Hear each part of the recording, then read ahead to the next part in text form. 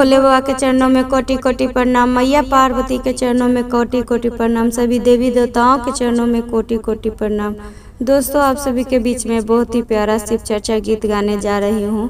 अगर आप सभी को अच्छा लगे तो वीडियो को लाइक शेयर एंड कमेंट कीजिएगा, और चैनल पर नए होंगे तो चैनल को प्लीज़ सब्सक्राइब जरूर कीजिएगा। दोस्तों, लाली लाली अखिया मोर ससुर जी देखातिन रे जान, लाली लाली अखिया मोर ससुर जी देखातिन रे जान, रे जान माती जा तू गुरु के चरनिया रे जान, रे जान माती जा तू शिव गुरु के चरनिया रे जान।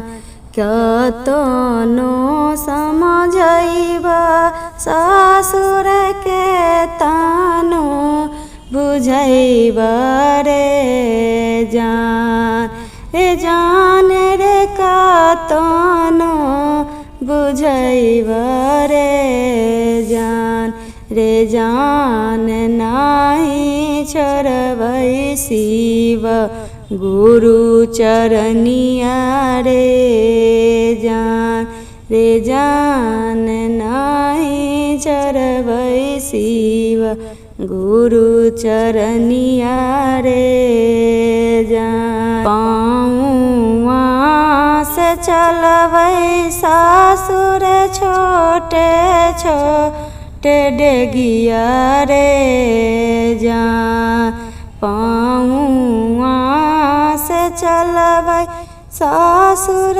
छोटे छोटे चलिया रे जान, रे जान मुआमा से गबै शिव भजनिया रे जान, रे जान मुआमा से गबै शिव भजनिया रे जान।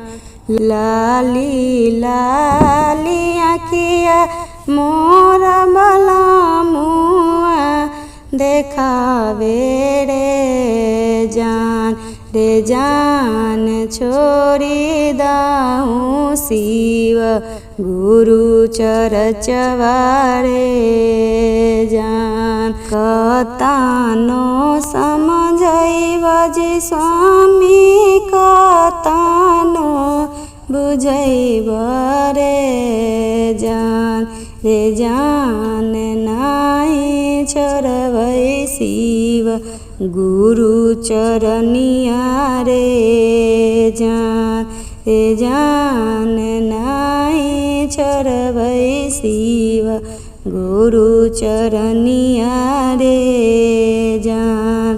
पाँवा से चलबै जी स्वामी छोटे छोटे चलिया रे जान, रे जान मुआमा से गबै शिव भजनिया रे जान, रे जान मुआमा से गबै शिव भजनिया रे